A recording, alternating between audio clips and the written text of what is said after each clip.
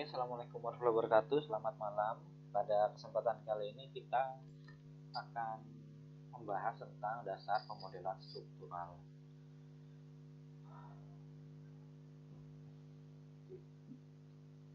Pertama itu ada diagram kelas. Kalau dalam bahasa kacang pedangnya itu kita bisa nyebutnya itu kelas diagram ya.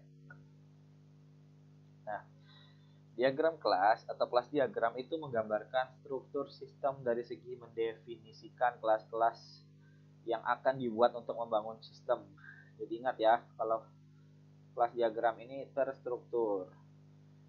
Kelas adalah sebuah spesifikasi yang jika diinisialisasi akan menghasilkan sebuah objek dan merupakan inti dari pengembangan dan desain berorientasi objek. Kelas memiliki atribut, metode, atau operasi. Atribut itu variabel-variabel yang dimiliki oleh suatu kelas. Metode itu fungsi-fungsinya. Contohnya kelas mahasiswa, kelas karyawan, kelas apa segala macam. Kalau dalam IR diagram itu mirip-mirip seperti entitas.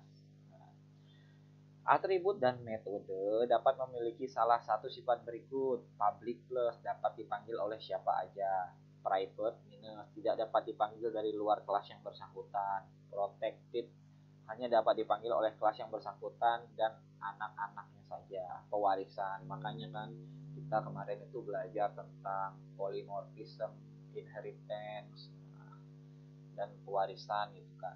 Biar kita tuh tahu, oh kalau sifatnya public ini dapat dipanggil oleh siapa saja. Oh kalau sifatnya private ini tidak dapat dipanggil keluar dari kelas yang bersangkutan. Oh kalau protected ini bisa dipanggil hanya oleh anak dan keturunannya saja. Nah, simbol-simbol pada diagram kelas itu ada simbol package ya. Nah, yang seharusnya nggak dimasukkan karena simbol package ini dia masuk sendiri, namanya package diagram. Kalau ini kan jelas kelas diagram.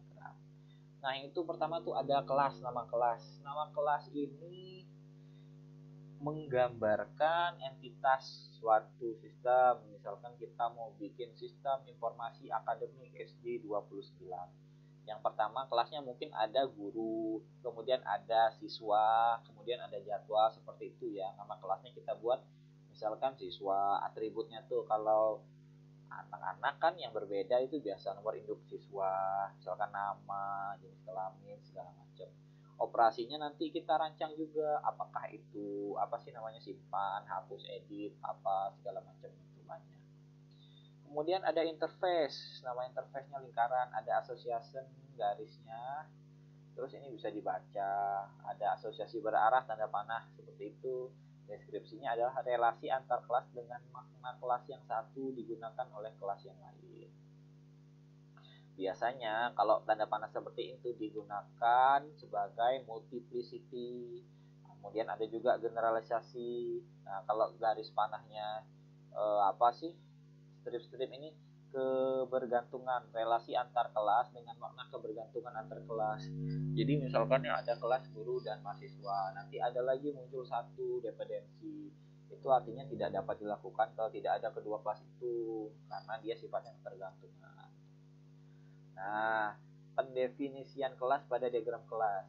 Kelas-kelas yang ada pada struktur sistem harus dapat melakukan fungsi-fungsi sesuai dengan kebutuhan sistem.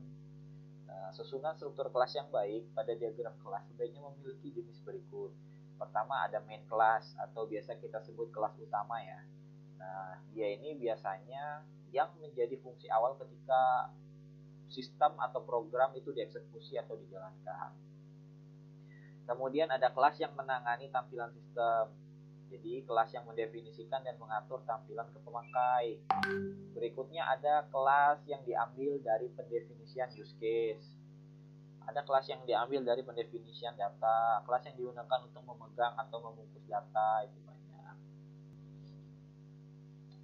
Nah, dalam mendefinisikan metode yang ada di dalam kelas perlu memperhatikan cohesion atau coupling, atau bisa disebutnya pasangannya. Jika pasangannya tidak saling berkegantungan, kita tidak bisa membuat relasi antar kelas tersebut. Contohnya kalau dalam sistem informasi itu mungkin ada hubungan siswa dengan apa misalkan ya, siswa dengan TU misalkan ya.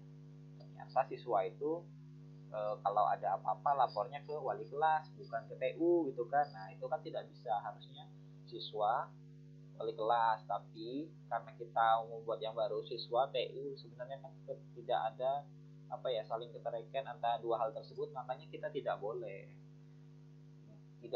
menjadikan mereka tuh relasi berdua, harus misalkan siswa wali kelas baru TU. Nah, cohesion nih, nah kurang lebih seperti itu cohesion dan couple ini. Ini ada contohnya diagram kelas studi kasus SIM perpustakaan. SIM itu sistem informasi manajemen ya. Pertama ada main kelasnya, nah itu dia mengelola pustaka, tapi di sini pengelolaan pustaka nggak ditulis ya. Ini atributnya nggak ditulis, harusnya kan ada ditulis di atas. Ini mungkin ambil contohnya ada itu. Nah kita ambil contoh yang gambar ini aja deh, tabel anggota 1. Tabel anggota tuh ada ID, ada name, ada alamat, ada telepon. Kalau lambangnya plus, artinya dia bisa diakses oleh siapa saja. Terus kalau misalkan kita maunya dia privat, kita kasih tanda minus. Atau kalau kita mau dia protected atau dilindungi, itu kita kasih tanda apa tadi, protected itu ya, apa sih namanya, pagar. Itu kan dari sistem kelas diagramnya. Ada yang dari sistem ini use case-nya tuh sebelah kanan. Ini saya tidak ngecek ya karena terlalu banyak jadi susah ambil contohnya. Keterangan kelas diagram, kelas SIM perpustakaan. Ini kalau kita membuatkan sesuatu jangan lupa deskripsinya.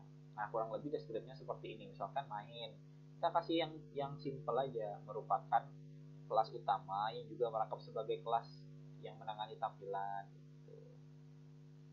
Nah desain database. Nah ingat yang kita rancang tadi kelas diagram itu juga bukan juga sih, itu sifatnya dia berfungsi sebagai nanti database-nya kayak gimana. Jadi kalau udah ada kelas diagram, kita enak bikin database-nya. Oh, hubungannya ini ke ini, multiplicity-nya apa, kayak gini ya. Saya buka lagi. Nah, misalkan kita ambil contoh hubungan antara mana nih? Gampangnya nih ya, T pustaka, tabel pustaka nih. Tabel pustaka dengan login. Nah, berarti kan ya. Jadi kalau mau login itu dia harus validasi login dulu hubungannya dengan tabel pustaka. Ini agak sulit contohnya. Bukan agak sulit sih, susah bacanya. Karena apa? Karena dia terlalu banyak tanda tangannya. Ada nggak ya contoh yang lebih itu? Database life cycle ini nggak terlalu itulah. Nah, kalau ini beberapa contoh diagram. Nah kurang lebih nih kita ambil studi kasus, kita anggap aja ini kelas diagram ya, kelas diagram. Nah kalau ingat, kalau misalkan dia T pustaka, berarti itu namanya satu tabel pustaka di mana atributnya ada dari ID sampai tahun itu. Jadi nanti kalau di database-nya ya udah buat itu hubungannya dengan apa, tabel peminjam itu one to many sama many to many. Ini berarti nanti ada satu lagi tabel terbentuk. Nah kurang lebih seperti itu, makanya enak kalau ada rancangan database-nya, ini enak kita buatnya. Oke, mungkin sekian dari saya ya, karena kelas di EA, ER diagram juga kalian sudah belajar. Semoga dengan penjelasan singkat ini dapat dipahami. Jangan lupa dibaca-baca materinya. Saya cukupkan sampai di sini dulu untuk pertemuan kali ini. Selamat malam. Assalamualaikum warahmatullahi wabarakatuh.